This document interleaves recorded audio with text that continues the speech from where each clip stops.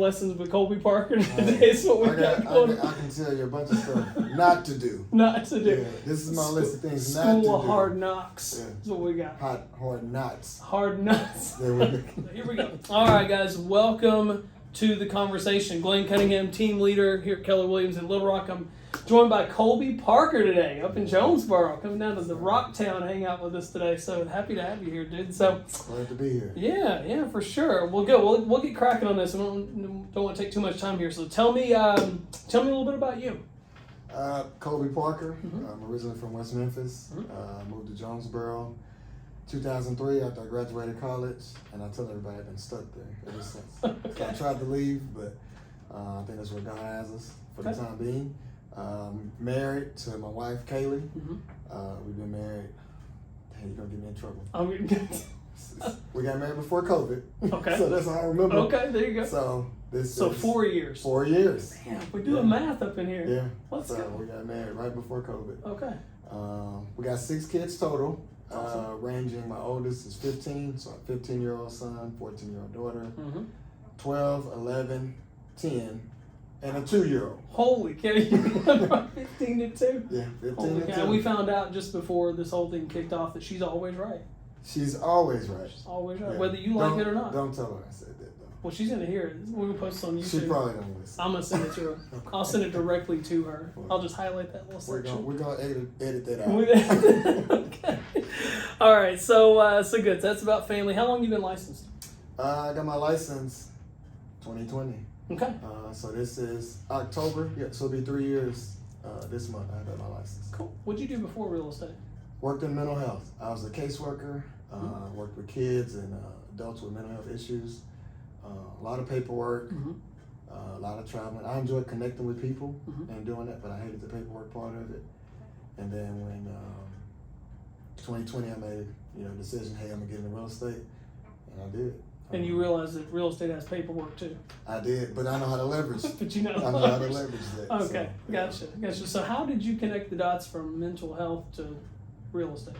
I mean, at the core of who I am, I want to help people, and so I also want to be incredibly wealthy because I know that by being incredibly wealthy, I can help a lot more people. I can make more of an impact. And I remember at one point, I literally typed in my phone, like, what can you do with bad credit and no money? And real estate came up. Okay. And so I had talked to other people about, getting into real estate and investing and different things like that. And so at the beginning of the year 2020, I made a decision, hey, I'm gonna get into real estate. And I started investing, doing some other things. But previously, I had taken the real estate course back in 2018, but I didn't pass the test. So after I didn't pass it a couple of times, I just decided to keep focusing on mental health and not really focus more on real estate. But it kept coming back up, and so there you go. Here we are. There you go. Finally worked out. It did. Okay, I like it. So, so you're kind of the tip of the spear up in Jonesboro with us. Obviously, we don't have an office up there yet, and you're kind of main dude helping us get that thing moving up there. So you started with a different, smaller brokerage up there, and you ultimately came to KW. So what was that process like? Like, why KW out of all the options that you have across the state? Well, I mean, originally when I got my license, I went to a brokerage where the operating principal, I knew she knew her stuff. Like, I knew she was knowledgeable. I knew she was smart, and I wanted to get in the business and learn. I wanted to make sure that I learned the laws and I protected myself, and I do the things that once I acquire the wealth that I want to acquire, I'm able to keep it and maintain it because I don't want to get sued and have people coming after me because they know I have money, and I'm not equipped, with the knowledge to be able to do that. So that's why I went there.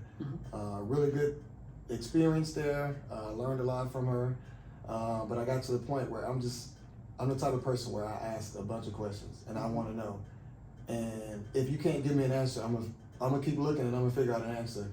And so I got into real estate. Everybody kept saying, like, in order to be successful as an agent, you get in, you work your butt out for 5 or 6 years, and then you start to get some credibility, and your business starts to grow. Like I said, I got 6 kids. You don't have 5 years. And I don't have 5 years. That's right. So I think maybe I listened to it on a podcast or something, and Millionaire Real Estate Agent book came up by Keller.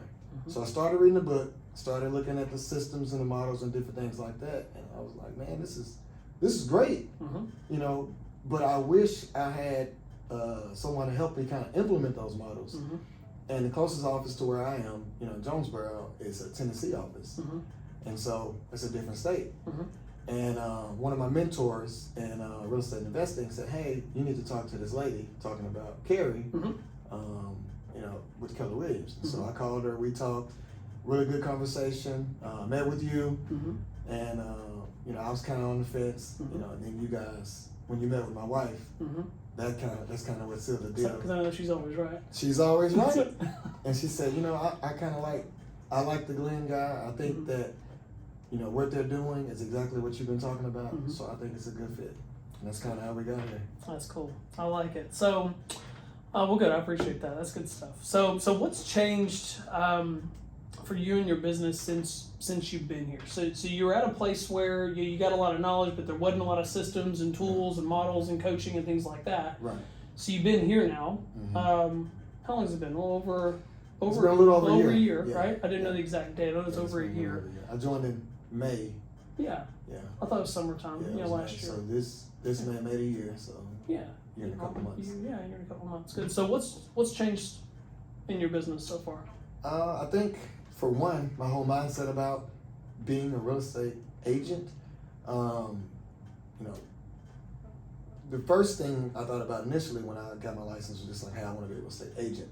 But in coming to KW, I realized the thought of, you know, having a real estate business to where I can learn to leverage certain things. And when I get to the point where I don't want to sell real estate anymore, I have a business in place to where I can still reap the benefits of that.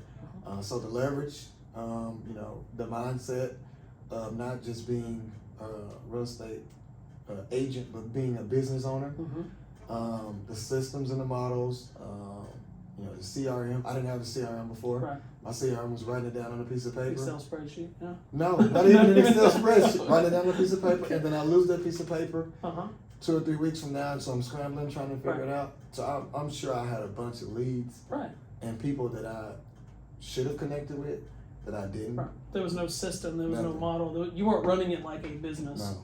Yeah. No, I was running myself ragged. Yeah, makes sense. So that kind of bleeds me into my next question is, you know, what tools, models have had the biggest impact on you and your business since you've been here? Right. I think our CIM command, I've never seen anything like that. Yeah. The training here is by far the best. Anybody that I tell, hey, you know, I'm with Keller Williams, the first thing they say is they got really good training. You know, but I think the CRM command, the fact that it does so much as far as with keeping up with my contacts and me knowing what's under contract, what's active, you know, things like that. And then the fact that, you know, I was kind of the first one in that area, I got a ton of referrals. That has been a game changer for my business because 25-30% of my business is referrals. People call me from all over the country that have people that are either moving to Arkansas, primarily Northeast, moving to Arkansas or moving away, and they need an agent. And of course, being with Keller Williams, we're going to look internally first. Yeah. So no doubt. So starting to leverage that CRM, it sounds like it's kind of centered you and it's kind of kept you on point. You haven't, I hate to say it, you just haven't lost people as much, right? Yeah. You still have to use the system. You still have to run the play, right? You still got to take the names and put them in and put them on a smart plan and get them going. But it's ultimately structured your business a little bit more, or streamlined it. Would you agree with that? I would, yeah. Okay. Yeah. It makes a tremendous difference because I'm a visual person to where I like to see what's going on in the business, where things are. I mean, I like to see what's going on because if there's any adjustments that need to be made, I want to make those adjustments as soon as possible so that we can have the type of success we want to have. So. What else has changed in your business over the last year? I think the way I look at money, you know, I used to look at money and having wealth as a bad thing. People that had money were bad and they did cruel and evil things to get it. And, you know, the good people were poor. And I don't look at it like that. What changed?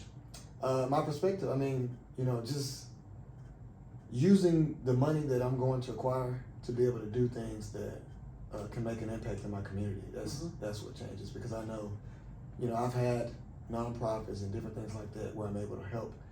But I mean, all of this stuff takes money. Right. And so if you're worried about money, then you're not able to enjoy and work towards those things that you want to do. So, working towards, getting the money to be able to do some of those things and help, support the community has been important. No, I love that. I mean, it's something we say all the time is, money is good for the good that it can do. Yeah. And I always say this is that, if you make a lot of money and you're a criminal, you're a super criminal now. Yeah. You know what I mean? It's just, it makes you terrible. But if you're at heart a good person and now you have a lot of money to do good with it, you're a philanthropist, right? And you help out tons of people and you can help out a lot more people with a lot more zeros in the bank account. Yeah. You have more reach and do more with it. So it certainly is good for the good that it can do. And something else you said too is, I think if you have a fear-based mindset, it limits how far you can go and it limits your vision, right? So what's changed in that department? So I mean, so you've been here for a year, but it's not just KW has changed that, right? It's not. So it's like, but like, what's been the turning point? What was the tipping point that just changed that mindset? I think going to some of the seminars and the trainings that KW offers. Yeah. I think that's helped, and then I think having some success, and my family, primarily, my wife and kids, seeing the success that we're having, and just believing in the things that I've told them, and the things that we talked about we want to do, like actually seeing it come into reality. Well done. So it's perception of the reality of the situations, like the fact that we have had some success and that things are going a lot better than they were a year ago. No doubt. It helps them to believe and to feel good about me having to be away from home or do different things. No doubt. And something I didn't prepare you for, but I think I'm just going to give you a kudos here. Something that you've done better than a lot of people that I coach is that you're really diligent with writing your goals down and sending them to me. Like it's crazy to say this, but most people just don't do that, right? It's like they don't want the accountability. They're fearful of it. I don't know what it is, but some people just don't do it. But like you, without question, will fill yours out and send it to me, and we'll talk back and forth about your goals. Do you think that's had an impact at all? I mean, I know it has. And even when I don't want to do that, I do it because I know there's a statistic about goals, and it increases if you write it down, and then it increases more if you write it down and you've told somebody. And so, my goals are really important.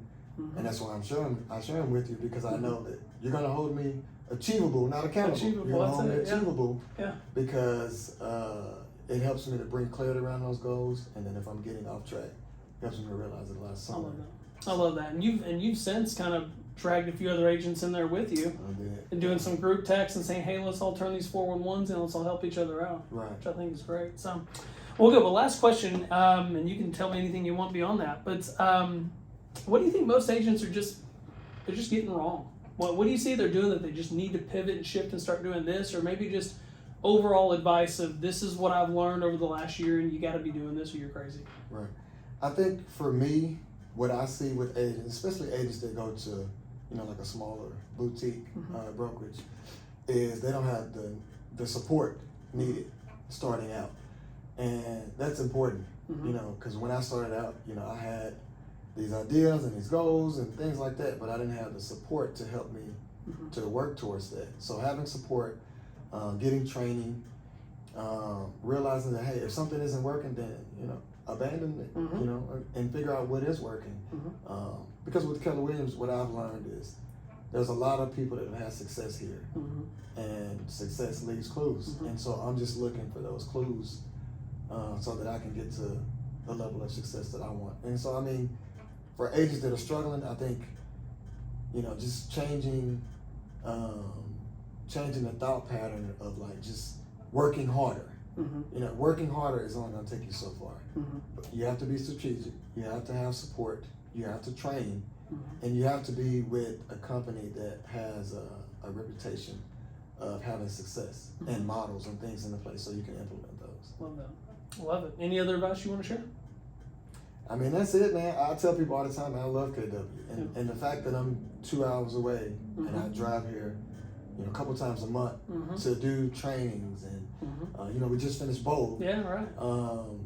And, just to meet with you guys and figure out how I can take the things that you guys are doing here and implement them in Northeast Arkansas is I think it's worth it. You know, regardless of the amount of money that I spend, you know, driving back and forth or whatever. I think it's worth it because when we get an office there, and we're able to have, you know, a place that's ours there, I think other people would be willing to come and see what we have to offer. Yeah, love that, man. All right, well, dude, I appreciate it so much. Appreciate Thanks, you guys, man. Thanks for being here.